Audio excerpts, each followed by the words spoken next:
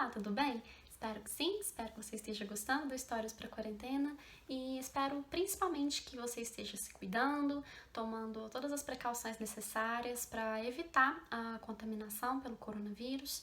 A gente tem visto que os números não param de crescer no Brasil, que estão tomando proporções assustadoras, tanto no que diz respeito ao número de pessoas infectadas, quanto no que diz respeito ao número de óbitos. E os órgãos de saúde falam, inclusive, que pode estar havendo uma subnotificação, uma grande subnotificação desses dados e não uma supernotificação, como tem sido dito. Então, que a situação pode ser pior do que a gente imagina. Então, se cuidem, se protejam, façam isso por vocês, pelos seus amigos, familiares e principalmente pelos grupos de risco. Hoje eu vou continuar com a divulgação de projetos que estão trabalhando para assessorar pessoas em situação de vulnerabilidade social durante essa quarentena, mas antes de falar do projeto de hoje, eu queria deixar avisado que eu vou colocar aqui na descrição do vídeo tanto o link do projeto de hoje, quanto um outro link que dá acesso a um site que tem feito um monitoramento internacional e em tempo real do número de casos de Covid-19 no Brasil e no mundo.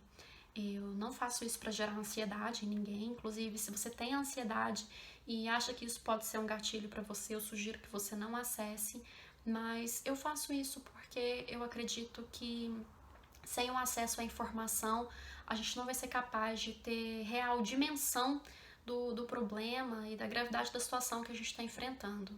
Mas vamos então ao projeto de hoje. Ele se chama Vamos Pra Cima e é um projeto que está sendo organizado por 4 comunidades periféricas do Rio de Janeiro, que são Salgueiro, Rocinha, Vidigal e Turano.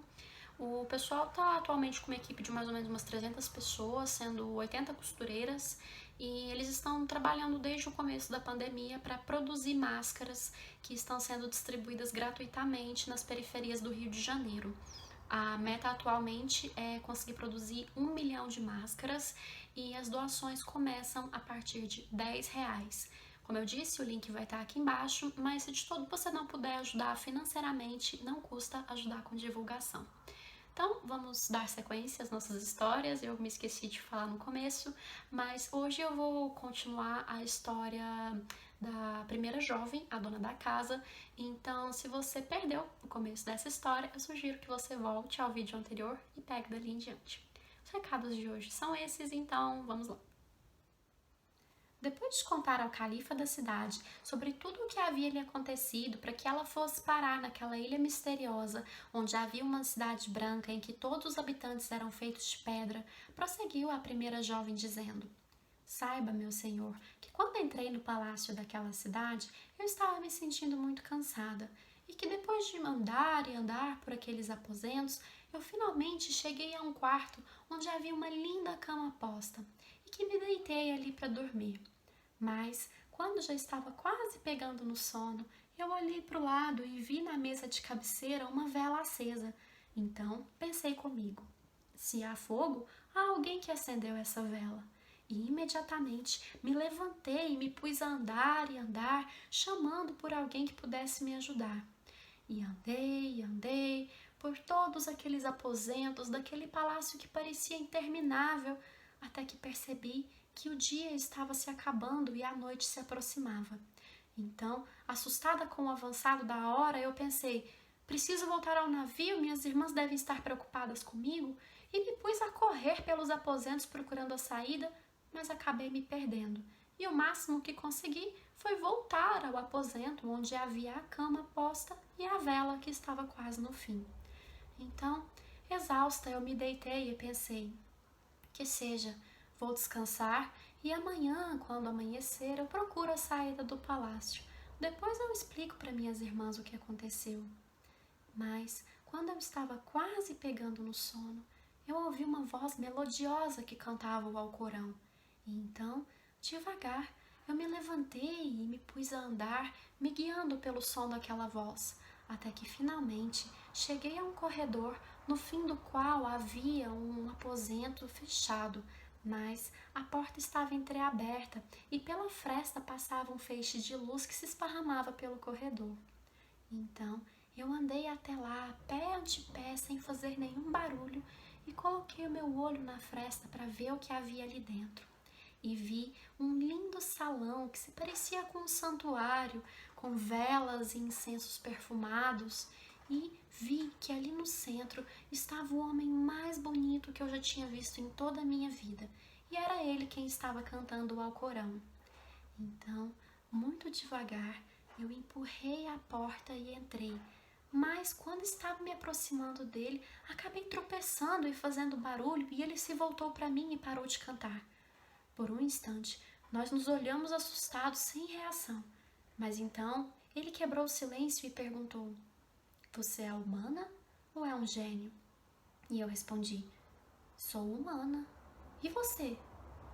E ele, sorrindo, me respondeu: "Sou humano também."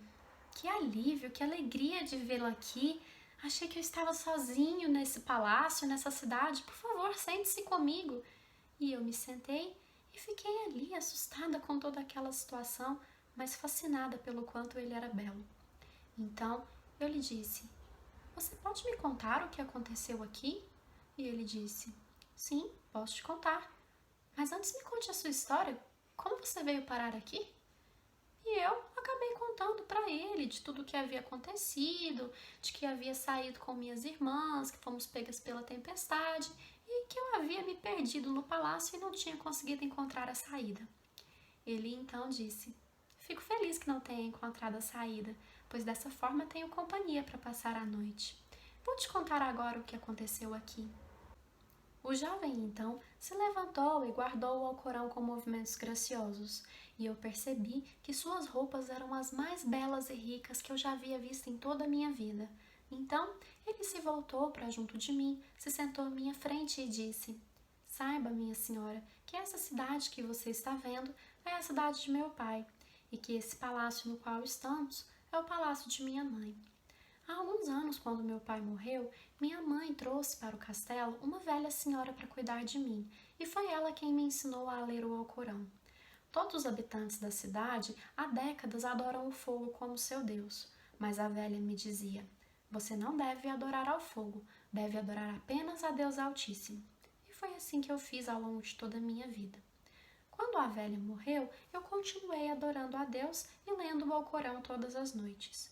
Mas, certo dia, ouvi uma voz que vinha dos céus e dizia: "Parem de adorar ao fogo e adorem a Deus Altíssimo." E todos os habitantes da cidade se assustaram e se prostraram no chão, e eu pensei que a partir daí eles iriam adorar a Deus. Mas no dia seguinte, todos estavam tocando suas vidas como se nada tivesse acontecido e tinham voltado a adorar o fogo. Na semana seguinte, o mesmo aconteceu, e as pessoas se assustaram ainda mais. Mas, como da vez anterior, decidiram tocar suas vidas e continuaram a adorar o fogo. Na terceira semana, a voz fez tremer as paredes com um aviso, e as pessoas se assustaram e choraram e arrancaram os cabelos, mas no dia seguinte haviam voltado a adorar ao fogo. Na quarta semana, houve um terremoto na cidade, e eu me escondi e torci para que tudo passasse e todos ficassem bem, mas quando a terra parou de tremer, eu percebi que havia um grande silêncio na cidade. E quando saí de meus aposentos, percebi que todos tinham se transformado em pedra, menos eu, que era o único a ler o Alcorão e adorar a Deus. Então, estou aqui, sozinho desde que isso aconteceu, solitário e infeliz. E é por isso que meu coração ficou tão alegre quando te viu. Eu, então, ao ouvir aquela história, fui tomada de compaixão por aquele homem e percebi que estava apaixonada por ele.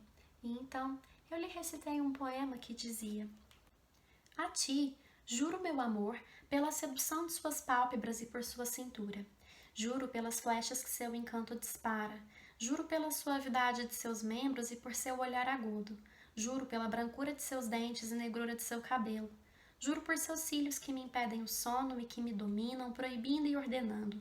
Juro pelos escorpiões que sua fronte arremessa e que matam os amantes que abandona. Juro pelo rosado de suas faces bem feitas. Juro pelo cristal vermelho de sua boca e pérola dos dentes. Juro por seu agradável hálito e pela água doce que escorre de sua boca, com o mel de sua saliva de vinho. Juro por sua boa origem e sublime capacidade. É por ele que o conhecedor define o almíscar, e a brisa que espalha sua fragrância é a dele. Também abaixo dele está o sol brilhante, e nem a lua crescente vale sua unha cortada. Ele então, ao ouvir o meu poema, sorriu e agradeceu, e eu lhe disse: venha comigo para Bagdá, vamos ser felizes juntos. Nesse momento, a aurora alcançou Sherazade e ela parou de falar. Sua irmã Dinazade então disse: como são bonitas suas histórias, minha irmã. E Sherazade respondeu: isso não é nada perto do que eu tenho a contar na próxima noite. Isso é, se o rei me deixar viver. E o rei Sheriar, curioso com aquela história, decidiu conceder mais um dia de vida a Sherazade.